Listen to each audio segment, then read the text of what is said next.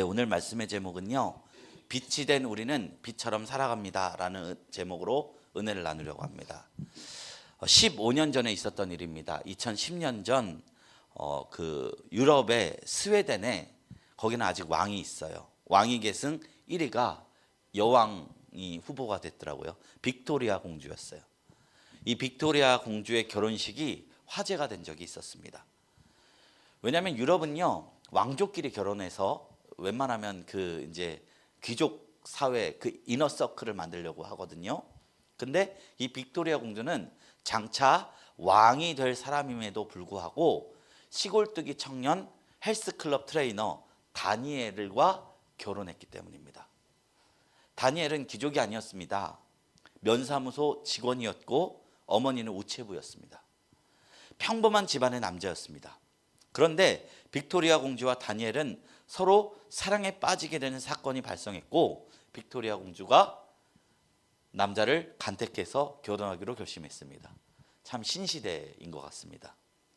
비록 현대사회가 옛날처럼 왕이 절대적으로 권력을 누리는 그런 사회는 아니지만 왕과의 결혼 문제는 그 스웨덴 정치적으로도 매우 중요한 문제이기 때문에 스웨덴의 왕이었던 카를 구스타브 왕은 그 딸이 헬스트런 이너와 결혼을 하는 것을 결사적으로 반대했다고 해요. 그런데 공주가 끝까지 고집을 부렸대요. 나는 왕위보다 그를 더 사랑합니다. 이렇게 말하면서 다니엘을 향한 사랑을 포기하지 않았습니다. 그래서 공주의 결심 때문에 다니엘은 한순간 왕가에 들어가게 된 것입니다. 그런데 그러다 보니까 얼마나 많은 사람이 떠듭니까? 너무나 일반적인 사람이 왕가로 들어갔으니까 사방에서 수군수군 되는 거예요. 언론에서 자극적으로 이렇게 떠들 것을 빅토리아 공주가 알았어요. 그래서 한 가지 계획을 하는데 이 다니엘을 왕가에 걸맞는 사람으로 만들기 위해 진짜 왕자 만들기 프로젝트를 계획했습니다. 왕실 교육관, 왕실 홍보회사까지 다 동원해서 그의 옷차림부터 태도부터 말하는 것 모두 다 왕가의 예절 교육을 했다는 것입니다. 그러니까 어느 사회에 나와서 말을 해도 헬스 트레이너라고 볼 수 없을 만큼 기품 있게 말을 하는 거예요. 그러니까 스웨덴의 언론들이 이렇게 평가했다고 해요. 다니엘은 사가의 국어에 능통하고 정장이 잘 어울리는 진짜 왕자와 같이 보인다라고 평가했다는 거예요. 다니엘은요 왕자가 되기 위해서 왕자 교육을 받은 사람이 아니었습니다. 오히려 왕자라는 신분이 먼저 부여된 이후에 왕자로서의 삶을 살기 위해서 왕실의 예절과 교육을 받은 것입니다. 이런 측면에서 우리가 성경을 바라볼 때요 성경에서 말하는 규범들은요 우리가 구원을 받기 위해서 주어진 것은 아닙니다. 우리가 믿음 안에 진짜 있다면요 우리가 연약해서 죄를 짓는다 해도 하나님 우리를 구원하세요. 제가 예전에 노숙자를 섬기는 교회 간 적이 있습니다. 영등포의 광야교회라는 것인데 거기서 6개월간 제가 출석을 했어요. 사역을 잠시 쉬었을 때. 근데 거기는 노숙자들밖에 안 와요. 예배당에 들어가자마자 된장 냄새 같은 냄새가 진동을 합니다. 너무 그만 맡으니까 나중에는 그냥 익숙해지더라고요. 근데 우연한 기회에 그 노숙인 저보다 한 3살 위 형님하고 조금 대화를 할 수 있는 기회를 갖게 됐는데 이 사람이 부모님이 14살에 버렸어요 자기를. 그러니까 삶이 완전 망가져 버린 거예요. 인간 그 담배, 술, 포르노 중독 다 갖고 있어요. 근데 그 마음속에 뭐가 있냐? 복음. 하나님이 날 사랑하는구나. 그거 붙잡고 오늘 지고 내일 지는데 싸우겠다는 거예요. 대화하는 게 이거예요. 어제 내가 술 안 먹으려고 했는데 술 마귀에 졌다고. 담배 안 피려고 했는데 담배 마귀에 졌다고. 저한테 그 얘기하는 거예요. 그 사람에게 구원이 있을까요? 없을까요? 있습니다. 먹고 마시고가 아니라 그 마음속에 하나님을 향한 구원의 분명한 메시지가 있기 때문에 그 사람이 넘어지고 부족할지라도 하나님은 그를 구원하신다는 거예요. 구원은요 자격 유무가 없습니다. 하나님이 선물로 주어주신 것입니다. 그런데 그 대신 구원받은 우리가 그 다음 하나님 앞에 우리가 어떻게 살아가야 하는지를 우리에게 가르쳐 주는 것입니다. 그래서 우리가 그걸 억지로 할 수 없는 거예요. 가급적 설교단에서 구체적인 삶의 태도를 이렇게 살아라 저렇게 살아라 말할 수 없는 이유가 뭐냐면 우리가 받은 은혜가 다 다르기 때문입니다. 어떤 사람에게는 하나님이 많은 걸 부어주셨어요. 어떤 사람에게는 그 은혜를 이기기에는 너무나 절망스럽고 고통스러운 마음의 병이 있는 사람들이 있어요. 하나님은 그 모든 자들을 구원하시고 그것에 합당하게 이끌어주시고 이걸 해라 저거 해라를 넘어서 방향성만을 주신 것입니다. 국가대표 선수에게는 팔굽혀펴기 100개를 요구하십니다. 그러나 우리가 팔에 장애가 있는 사람에게 하나님이 결코 그렇게 요구하지 않는다는 거예요. 우리가 이 성경에서 행실을 묻기 전에 먼저 알아야 될 것은 뭐냐? 우리는 먼저 빛이 되었고 그 빛이 된 존재로서 하나님을 향한 방향성을 갖고 있는 것이다. 이것입니다. 에베소서 5장 8절에는 오늘 나누었던 이야기와 꼭 비슷한 말씀을 우리에게 주고 있습니다. 제가 받들어 봉독드립니다. 너희가 전에는 어둠이더니 이제는 주 안에서 빛이라. 빛의 자녀들처럼 행하라. 성도들이 뭐라고요? 주 안에서 빛이라고 이야기합니다. 그런데 이 빛은요, 우리가 내는 빛이 아닙니다. 우리가 빛이 내는 성질이 있기 때문에 비추는 빛이 아니라 주님께서 비춰주신 빛을 소유한 존재, 소유한 빛이라는 것입니다. 우리가 하늘의 천체를 보면 태양은 스스로 빛을 냅니다. 그러나 달은 스스로 빛을 비출 수 없습니다. 그런데도 밤하늘을 비추어요. 왜요? 태양의 빛을 반사하기 때문에. 우리가 갖고 있는 빛은 그런 성격이라는 거예요. 제가 어렸을 적에 충청남도 태안군 소오면 신덕리라고 리단위에서 살았어요. 그때 고등학교에서 야자를 하는데 야간자 연습을 하는데 집까지 그 가로등이 없는 코스가 있었어요. 워낙 시골이니까 없는 코스가 있었어요. 근데 그곳에 희한하게 시골에는 항상 묘가 있습니다. 고등학교 때 교회를 다녔음에도 그 묘지가를 지나가면 다리가 떨리고 식은땀이 막 흐르는 거예요. 그런데 비가 오는 날이면 더 무섭고 그나마 덜 무서운 날이 보름달이 뜨는 밤이었습니다. 그래도 눈앞이 보이더라고요. 아, 달빛이 그렇게 밝구나라는 생각을 했었어요. 가로등이 없는 가로등이 없는 그 길에 보름달은 저에게 있어서 너무나 위안이 되는 경험이었습니다. 우리가요, 주님과 관계를 맺으며 살아갈 때 주님이 우리를 비추고 우리는 주님과 같은 빛을 내비치는 존재가 됩니다. 그것을 성경에서 성화라고 하고 다른 말로 거룩함이라고 합니다. 근데 이게 거저되는 것이 아닙니다. 실패도 겪기도 하고 믿는다고 우리가 생각한 만큼 드라마틱하게 바뀌지 않을 때가 너무나 많이 있다는 거예요. 제가 아까 그 노숙인 얘기도 했지만 우리 권사님 같은 경우에 예전에 그런 얘기를 했었습니다. 금요철야를 가면 통성기도 한 시간 정도 하시면 속이 뻥 뚫리고 시원하대요. 돌아가는 길에 제가 뭐 하나 잘못하면 화가 뿔이 나서 막 혼내세요. 그럼 뭐라 하시냐? 은혜가 떨어졌네, 이런 말을 해요. 우리가 그 영적인 경험을 한다고 해도요, 단 한순간의 짜증에 의해서 우리의 마음의 평안은 무너질 수도 있다는 거예요. 우리의 변화, 우리의 빛이 드라마틱하게 바뀌지 않는다는 것입니다. 천천히 과정을 통해서 바뀐다는 것입니다. 저도 예수님이 처음 믿어졌을 때 그 경험이 너무나 감동적이어서 제가 하나님 앞에 기도했다는 게 뭐냐? 하나님, 이제부터 윤동주 시인이 말씀했던 것처럼 잎새에 있는 바람에도 나는 괴로워하며 의롭게 살아가고 싶습니다. 이렇게 기도했어요. 근데 제가 목표를 거기다 두니까 맨날 넘어집니다. 내 양심만큼 살 수 없고 제가 생각보다 그렇게 의로운 존재가 아니라는 것만 맨날 100점 100패 하고 살았어요. 그런데 돌아보니까 목사가 되어 있더라고요. 하나님이 그렇게 일하신다는 것이죠. 우리가 죄 가운데 있을 때, 부족한 가운데 있을 때 좌절하지 않고 은혜 보좌 앞으로 뻔뻔하게 나가는 것이, 하나님의 자비를 바라보는 것이 우리의 삶이 변화될 수 있는 유일한 방법이라는 것입니다. 히브리서 4장 16절에 이렇게 말씀하십니다.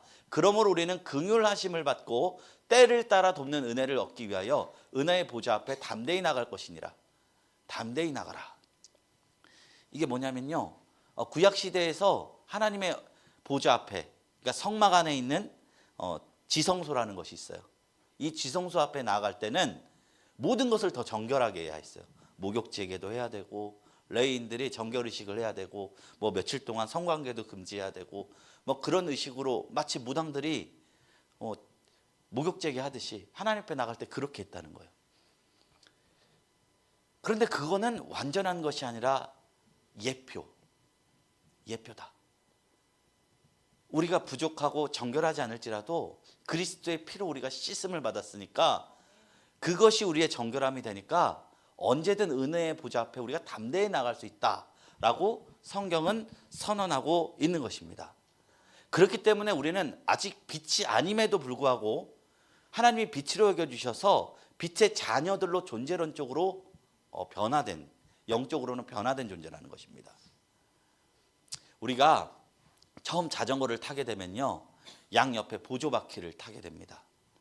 그럼 초보자도 넘어지지 않고 탈 수 있죠. 근데 처음에는 이 보조바퀴가 없으면 못 달리게 되지만 보조바퀴를 달고 타다 보면 언젠가 바퀴가 없어도 달릴 수 있는 순간이 옵니다. 보조바퀴의 역할은 무엇입니까? 보조바퀴가 없어도 달릴 수 있게 하는 것, 그것에 있습니다. 우리가 예수님 앞에 정결하게 된다는 것, 용서받는다는 것, 긍휼함을 입는다는 것도 이와 같습니다. 보조바퀴를 끼면 넘어지지 않듯이 우리가 죄로 인해 넘어진 그 자리를 주님은 보혈의 은혜로 씻겨주시고 다시 세워주십니다.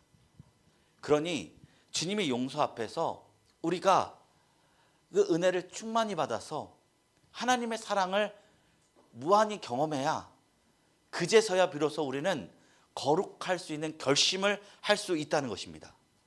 인간의 연약함을 보혈로 씻어주시고 그제서야 비로소 우리는 그리스도의 장성함에 이를 수 있습니다.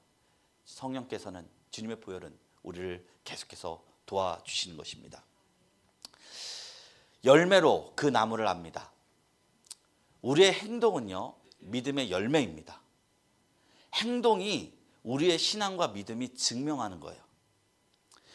예수님께서 복음서에서 천국에 대해서 여러 비유를 한 적이 있었는데요, 마태복음 13장 7절 이하에 예수님께서 뭐라 말씀하냐, 천국은 마치 바다에 치고 각종 물고기를 모는 그물과 같다고 했어요. 그물 안에 만선이 돼서 생선을 올렸습니다. 그런데 여기서 좋은 것은 상품으로 팔기 위해서 그릇에 담고 못된 것은 내버린대요. 그게 천국이래요. 그물에는 모든 것이 다 있지만 상품성이 있는 것과 없는 것이 있습니다. 또 예식의 비유를 한 적이 있습니다. 한 임금이 아들을 위해서 혼인잔치를 베풀었는데 초청한 자들이 그 잔치에 오기를 거부합니다. 그래서 이 임금은요, 길가에 나가서, 사방에 나가서 내 아들이 결혼식 하니까 혼인잔치에 오라고 초대를 합니다. 어떤 이는 자기 사업을 하러 가고, 어떤 이는 밭으로 가고, 어떤 이는 초청장을 건넨 종을 희롱하고. 그래서 임금은요, 아무나 데려왔어요. 사거리 길에 나가서 만나는 대로 오시오. 악한 자나 선한 자나 다 만나는 대로 초청잔치에 오라고 했습니다. 그러니 잔치에 손님이 가득합니다. 그런데 임금이 보니까 초청받은 이들이 어떤 이는 예복을 입고 있었고 어떤 이는 예복을 입지 않은 것입니다. 이에 임금이 탄식해서 예복을 입지 않은 사람들을 내쫓고 말하기를 청함을 받은 자는 많되 택함을 입은 자는 적도다라고 탄식하는 장면이 납니다. 이 비유에서 초청을 거부한 사람들은 1차적으로 유대인이고요, 사방에서 초청해서 몰려온 사람들은 교회로 원근각지에서 몰려온 이방인들을 뜻합니다. 복음은요, 수많은 사람들을 품습니다. 그런데 몰려온 모든 이들이 혼인잔치에 합한 자들은 아니라는 것을 이야기하는 것입니다. 사랑하는 성도 여러분, 교회는 문턱이 낮아야 합니다. 차별이 없어야 합니다. 모든 이가 들어올 수 있어야 합니다. 그물은 좋은 물고기, 나쁜 물고기 상관없이 거둡니다. 그러나 들어온 이후에는 다릅니다. 이 비유에서 상품성이 있는 것을 골라내듯이 예복 있는 자들만 잔치에 참여했듯이 알곡과 가라지를 골라내듯이 우리도 예수를 믿고 하나님을 진정으로 경험한 뒤에는 거룩을 향한 방향성을 가지고 육에 속한 옛사람을 버리고 새 사람으로 살아가야 비로소 참 신자, 예복을 입은 자라고 말하는 것입니다. 율법을 완전히 다 지키는 자가 의인이라는 것이 아닙니다. 제가 아까 말씀드렸듯이 내가 빛을 받았다는 것을 이해하고 그 빛을 향한 발걸음을 갖는 그 방향성이 바로 거룩입니다. 그렇지 않고 자신이 여전히 죄 가운데 머물면서 나는 하나님의 사랑이다 주장할 수는 없는 것이죠. 에베소서 4장 21절 24절 지난주 말씀의 내용입니다. 진리가 예수 안에 있는 것 같이 너희가 참으로 그에게서 듣고 또한 그 안에서 가르침을 받았을진데 너희는 유혹의 욕심을 따라 썩어져가는 구습을 따르는 옛사람을 벗어버리고 오직 너희의 심령이 새롭게 되어 하나님을 따라 의와 진리의 거룩함으로 지으심을 받은 새 사람을 입으라 라고 말씀하셨습니다. 그러니 우리가 신앙 안에 있으면서 시간이 지날수록 아주 조금의 변화 없이 새 사람 없이 옛사람으로 살아간다면 예수님께서 비유하셨던 예복 없는 초청받은 자와 같다는 것이에요. 요한계시록 19장 8절에 어린 양의 혼인잔치의 얘기가 나오는데 그런 말이 나와요. 우리 이 말씀은 다 같이 읽었으면 좋겠습니다. 시작. 그에게 빛나고 깨끗한 세마포 옷을 입도록 허락하셨으니 이 세마포 옷은 성도들의 옳은 행실이로다 하더라. 세마포 옷이 예복이었어요. 이 예복을 입는데 옳은 행실이라는 거예요. 빛나고 깨끗한 예복, 이 예복을 상징하는 것이 성도의 옳은 행실이라는 것입니다. 물론 계시록의 구절과 복음서의 구절을 완전히 대응해서 이해하는 데 어려움이 있을 수 있는 부분이 있지만 일맥상통하는 부분이 있습니다. 신앙인은요, 행동으로 결국 자신의 신앙을 증명해야 한다는 것입니다. 제가 이 말씀 앞에 사실 가장 무겁습니다. 저는 교육자로서 설교를 하면서 하나님의 말씀을 전한 일을 업으로 삼다 보니까 내가 죄 가운데 있어도 말씀 전해야 되고 내가 의 가운데 있어도 말씀 전해야 합니다. 그러다 보니까 언제나 행동이 말을 따라가지 못할 때가 너무나 많이 있어요. 그래서 제 마음에 참 어렵습니다.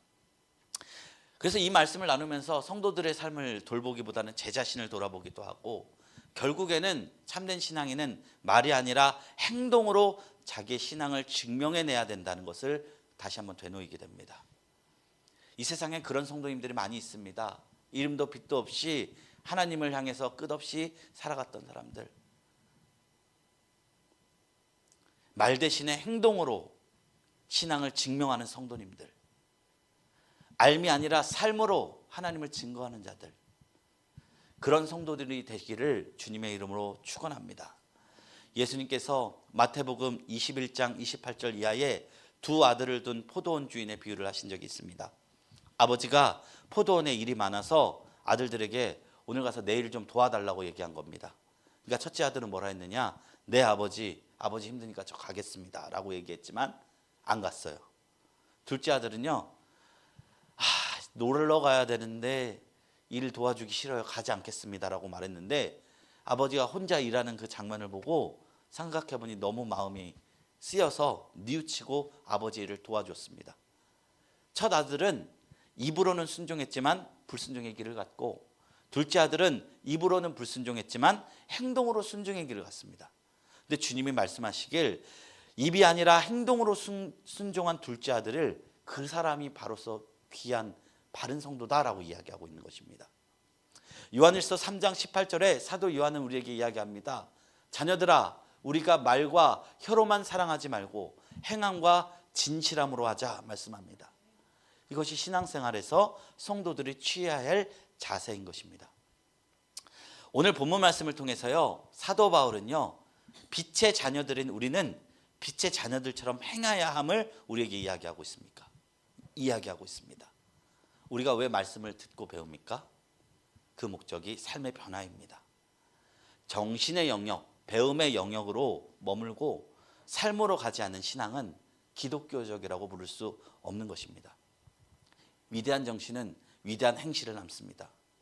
주님께서 산상순이라는 설교에서 너희가 행함 없이 듣고 깨닫기만 하면 모래 위에 성을 지은 것 같아서 풍파와 바람을 다 무너질 것이다 라고 얘기했어요. 우리가 하나님 앞에 나오면 위안도 얻고 은혜도 받을 수 있습니다. 그래서 우리는 예배를 참 사랑합니다. 어떤 사람은 예배에 참 지루해하거든요. 근데 저는 예배를 사랑해요. 어떤 개념이냐면 제가 어렸을 적에 갓김치를 안 좋아했습니다. 톡 쏴서 싫었어요. 근데 나이가 들고 죄송합니다. 제일 어린데 나이가 든다고 얘기해서 죄송합니다. 갓김치가 너무 맛있더라고요. 톡 쏘는 그 느낌이. 어릴 때는 맛없었는데 청년 이상이 되니까 맛있기 시작하더라고요. 그 맛을 알게 되더라고요. 예배도 그와 같습니다.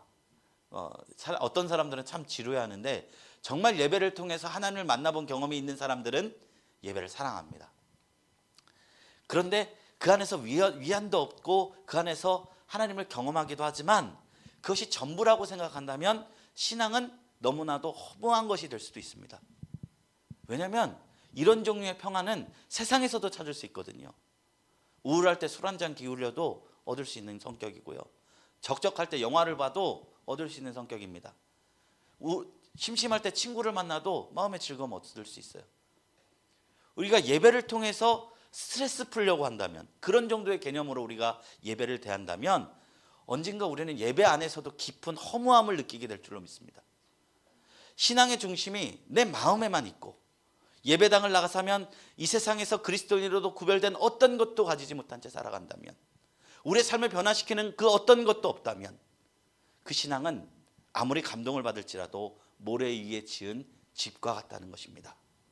오늘 말씀을 통해서 사도 바울은 우리의 신앙생활을 통해서 삶의 변화를 요구하고 있습니다. 그것이 예배의 목적이고 그것이 신앙의 목적이라고 얘기하고 온 것입니다. 사랑하는 성도 여러분, 우리가 말씀을 배우고 또 익히는 이유는 마음의 위안을 넘어서는 것입니다. 삶으로 이어져야 하는 것입니다. 우리가 배우는 모든 말씀들이 그리스도인으로서 어떻게 살아가야 할지를 이야기하고 있는 것입니다. 성경은요, 우리가 어떤 모습이라 할지라도 주 안에서 빛이라고 선언합니다. 우리가 죄 가운데 있어도 존재적으로는 빛이에요. 그리고 그 빛된 존재를 증명하면서 일평생 이 육신을 입은 동안은 살아가라 라고 요구하고 있는 것입니다. 예수님께서 성도들을 향해서 이런 요구를 하신 적이 있어요. 무시무시한 요구인데요, 이거 제가 읽어드리겠습니다. 그러므로 하늘에 계신 너희 아버지의 온전하신 것 같이 너희도 온전하라. 사랑하는 성도 여러분, 이 말씀을 지킬 수 있는 성도가 20억 그리스도인 중에 한 명이라도 있을까요? 없을 것입니다. 근데 예수님이 우리에게 온전하라라고 요구했어요. 인간은 본래 불완전하기 때문에 그 존재의 그 특성이 있는 건데 예수님이 우리에게 온전하라고 요구하세요. 어떤 측면에서는 절망적이죠. 왜냐, 우리가 이룰 수 없는 명령이니까. 이 세상에 어떤 인간이 하나님과 같은 온전함을 소유할 수 있겠습니까? 덕과 수행과 어떤 것을 쌓는다 한들 하나님과 같아질 수 없는 것이 이 예수님의 권면이에요. 그런데 예수님께서 이것을 말씀하신 의도가 있어요. 이 온전의 의미가요, 완벽이 아니라는 거예요. 너희 완벽해져라, 이 의미가 아니라는 거예요. 무슨 의미냐? 기준을요, 하나님께 두라는 거예요. 높이 두라는 거예요. 롤모델을 누구로 삼느냐에 따라서 우리의 생활이 바뀌잖아요. 우리의 온전함의 기준이 어디까지 가야 된다? 하나님까지 둬야 된다라는 것입니다. 저 권사님 정도만 살면 되겠지, 이게 아니라 하나님처럼 살아가야지가 성도의 목표가 되라는 것입니다. 그리스도인의 롤모델은 이 세상의 어떤 누구도 아닌 하늘에 계신 아버지라는 것입니다. 우리 기준이 낮으면 어떤 현상이 벌어지냐? 신앙적으로 성장하기가 어려워요. 아무리 그림 실력이 없는 사람이라도 호랑이를 그리려 치면 쥐라도 그립니다. 그런데 기준이 없으면요, 아무것도 못 그립니다. 어떤 기준을 정해놓고 사느냐에 따라 우리의 수준이 달라지는데 신앙의 기준은 하나님 아버지라는 것입니다. 우리나라에서 시력이 2.0만 돼도 대단히 훌륭한 시력을 갖고 있죠.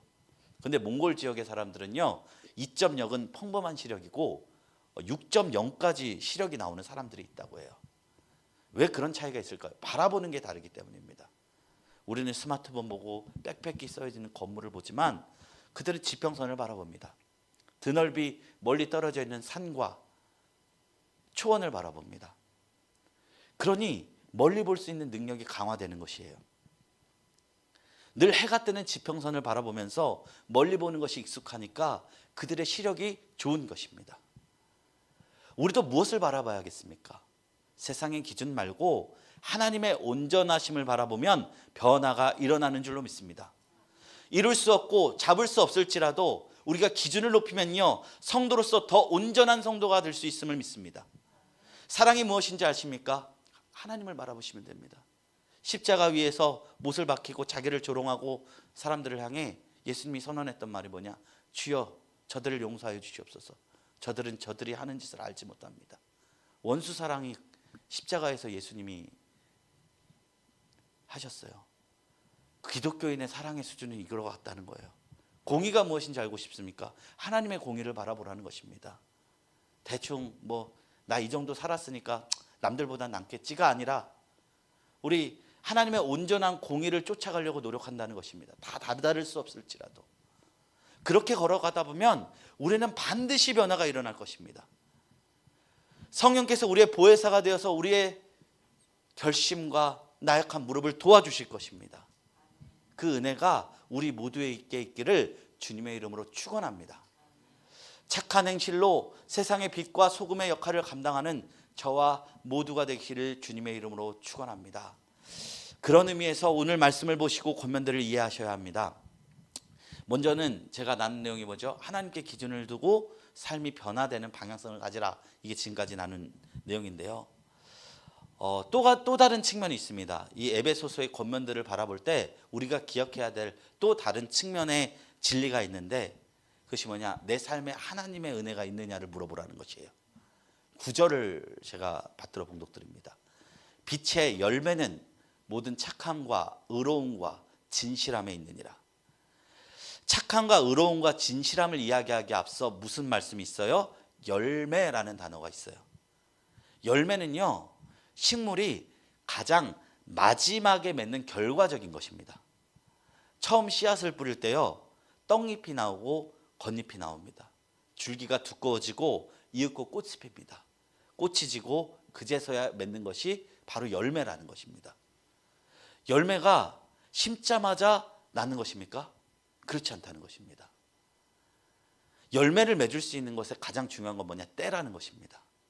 튼튼한 줄기와 잎이 달리는 때를 지나야 하고 꽃이 맺히는 때를 지나야 하고 열매는 조금 더딜지라도 이 모든 것을 지나가는 과정과 시간이 반드시 필요하다는 것입니다.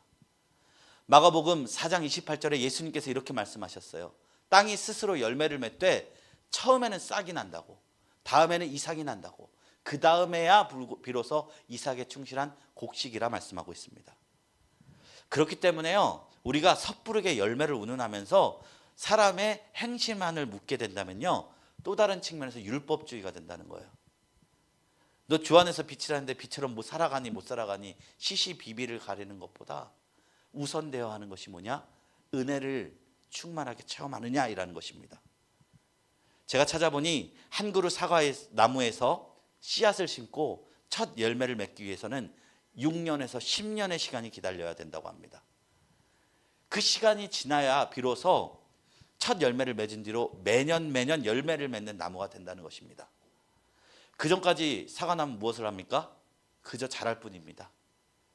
근데 자라는 시간에 그 시간을 기다리지 못하고 왜 이 나무 열매를 못 맺느냐, 1년 지났는데 열매 못 맺느냐 하고 쏙 뽑아버리면 평생 그 나무에서 열매를 기대할 수 없다는 것이에요. 성경적인 의미의 열매, 착한 행실은요, 언제나 은혜의 결과, 은혜의 열매입니다. 우리가 은혜를 받고요, 하나님 안에서 많은 것을 누려봐야 돼요. 기도의 응답도 성도 여러분 경험해 보시길 축원합니다. 그리고 하나님을 믿음으로 말하면 내 삶에서 신기한 일들이 벌어지는 것도 많이 경험해 보시기를 축원합니다. 하나님을 경험하는 것이 늘어날수록 우리는 열매 맺어야라는 하나님의 요구가 부담스럽지 않고 너무나 은혜롭게 받아들일 수 있는 그런 명령이 될 줄로 믿습니다. 우리가 수돗물을요, 컵에다가 따르면요, 처음에는 컵 안에만 고이죠. 그러다가 컵을 흘러넘치면 물이 흘러넘쳐서 주변을 적십니다. 그때 컵이 꽉 차고 나면은 붓는 대로 흘러넘칩니다. 이것이 하나님의 은혜를 충만하게 경험하고 내 안에 차서 흘러넘칠 때 맺는 열매의 성격인 것입니다. 그러면요, 그때부터는 굳이 잔소리할 필요가 없어요. 말하지 않아도 절제하고요, 말하지 않아도 의로움을 따라 살아가려 하고요, 시어머니 잔소리 속에서 생동 변화되는 것이 아니라 참 하나님 앞에서 그 놀라운 가치를 알기 때문에 내가 변화되기를 스스로 선택하기 시작합니다. 그래서 성경은 이야기죠. 너희는 너희 자유로 스스로 종이 되라고. 자유와 종이 같이 붙을 수 있는 단어가 아닙니다. 자유가 강조되면 종됨이 반드시 죽게 돼 있고요. 주님의 종되어 살아가라고 그를 강조하다 보면 자유가 반드시 죽게 돼 있어요. 이 두 가지는 전혀 반대의 개념이거든요. 근데 우리가 그리스도 안에서 사랑을 충만하게 누린 자는 스스로 사랑의 종이 됩니다. 오늘 본문 말씀 2절을 보시면요, 이런 말씀을 하세요. 그리스도께서 너희를 사랑한 것 같이 너희도 사랑 가운데서 행하라. 그는 우리를 위하여 자신을 버리사 향기로운 제물과 희생제물로 하나님께 드리셨느니라. 사랑 가운데 행하라라는 말 전에 무엇을 얘기했죠? 너희를 사랑한 것 같이 행하라. 먼저는 우리가 그리스도의 사랑을 알아야 할 줄로 믿습니다. 그래야 비로소 사랑 가운데 행할 수 있는 걸 줄로 믿습니다. 사랑하는 성도 여러분, 하나님을 기쁘시게 하는 열매 맺는 성도가 되시기를 축원합니다. 그러니 우리 예수의 죽음 속에서 드러나는 하나님의 사랑을 여지없이 충만하게 받는 저와 여러분들이 되기를 축원합니다. 그 앞에서 우리가 정말로 빛된 존재라는 것을 깨닫게 되기를 축원합니다. 이제 말씀을 맺습니다. 선한 행실의 열매를 맺기 위해서는 하나님의 사랑을 깨달아야 합니다. 하나님의 사랑이 충만하게 느껴진 사람은 내가 바라고 원하고 소원하는 것이 하나님의 소원과 일체가 됩니다. 세상의 쾌락보다 하나님을 기뻐하는 삶이 얼마나 더 가치 있고 행복한지 깨닫게 되는 경지가 이르게 됩니다. 오늘 하루도 그리고 이번 한 주도 너희는 이미 빛이니 빛의 자녀처럼 행하라는 이 말씀을 마음에 품고 우리의 말과 행실로 주님의 향기를 드러내며 살아가는 저와 여러분들이 되시기를 주님의 이름으로 축원합니다.